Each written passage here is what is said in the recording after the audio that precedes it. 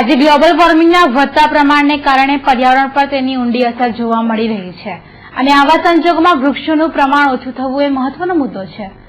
આજે world environment day પર TNNની team પ્રસ્તુત કરે છે આ ખાસ કાર્યક્રમ જે પર્યાવરણના વિકાસમાં કંઈક ફાળો આપી શકે।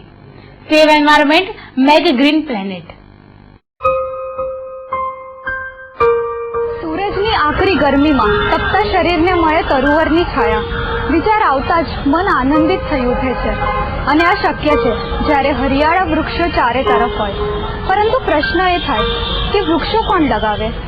5 જૂન વિશ્વ પર્યાવરણ દિવસ, એક એવો દિવસ જ્યારે આપણે સૌ એક વિચારવા પર મજબૂર થઈએ છીએ કે ઘણું ખરું મેળવ્યું છે આ ધરતીમાંથી, જેનો ઉપકાર કરવો તો રહ્યો, પરંતુ બીજી બાજુ એમ પણ થાય કે જ્યારે આ બધું નહીં રહે સદાય માટે, માનવીએ જેટલું આ ધરતીમાંથી મેળવ્યું છે તેના સંદર્ભે ઘણું ખરું અયોગ્ય પરત કર્યું છે અને વર્ષના એક દિવસ એવો વિચાર કરવો કે આ શું હાલ પર્યાવરણનો, એક જ શબ્દમાં ઘણું બધું વ્યક્ત કરે છે।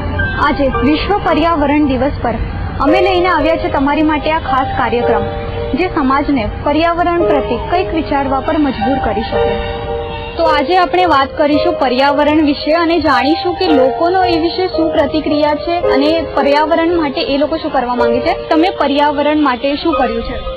દર વર્ષે અમે લોકો ટ્રી પ્લાન્ટેશનનું આયોજન કરતા હોઈએ છીએ, પણ જ્યારે અમે લોકો FYમાં આવ્યા હતા ત્યારે એક અમે જોયું હતું કે ટ્રી પ્લાન્ટેશનના દિવસે ટ્રી પ્લાન્ટેશન કરી દેવામાં આવે છે, પણ એના 5-6 દિવસ સુધી એનું કોઈ જતન જ ના કરે અને છેલ્લે એ પ્લાન્ટ વિધાઉટ વોટર એ સુકાઈ જાય છે।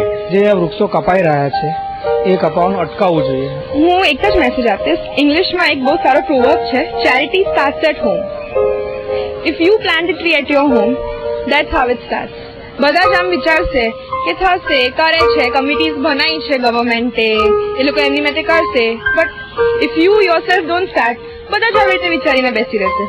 એટલીસ્ટ અગર તમે કાઢો like 5 crore people for example in our Baroda, in our Gujarat sorry, તો એ લોકો આવી રીતે જ વિચારે કે અમારા એક ઘરના હિસાબે અમે એક ઝાડ રોપીએ।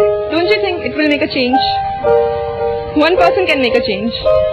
પ્લાન્ટેશન કર્યા પછી અમે જ્યારે કોલેજ સ્કૂલની વાત કરીએ મોટાભાગે ત્યારે જ અમે આ કર્યું હતું, ત્યારે અમે જે ટાઈમે કર્યું હોય એના 3-4 દિવસ લગી એટલું ઉત્સાહ હોય એટલા માટે અમે જોતા હતા, પણ ત્યાર પછી એકદમ એનો ખ્યાલ જ છોડી દઈએ। પણ જેમ અમે આગળ ગયા, જેમ કોલેજમાં પહોંચ્યા ત્યારે અમે પૂરું બધું ખબર પડી કે આ પ્લાન્ટેશન કેમ કરવું જોઈએ, શા માટે કરવું જોઈએ, એનાથી શું ફાયદો થાય, પછી અમને ખબર પડી। એટલે પ્લાન્ટેશન હવે અમે કરીએ છીએ એનું ખ્યાલ તો રાખીએ જ છીએ, પરંતુ અમારાથી એકલાથી નહીં, આખા ગુજરાતમાં આખા ભારતમાં લોકો એક ટ્રી પ્લાન્ટેશન કરશે તો યોગ્ય રીતે પર્યાવરણને ફાયદો થશે।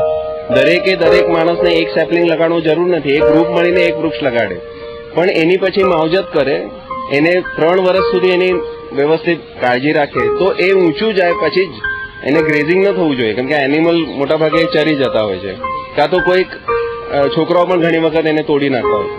તો એને ટ્રી ગાર્ડ હોય, ભલે આપણે ઓછા લગાડીએ, હું તો કહું આખા સિટીમાં આપણે 50 જ વૃક્ષો લગાડીએ દર વર્ષે, પણ એ 50-50 મોટા વૃક્ષોમાં પરિણમે એવું કરીએ ને તો આપણા સિટીને બહુ ફાયદો થશે। પર્યાવરણને બચાવવું એનો મિનિંગ એવું નથી કે આપણે ડેવલપમેન્ટને રોકવાની વાત કરી રહ્યા છે, પણ ડેવલપમેન્ટ જે વિસ્તારમાં થઈ રહ્યું છે તે વિસ્તારમાં એટલે ઝાડો ના કાપવા જોઈએ કે એવી રીતે કંઈક તમે આવી શકો?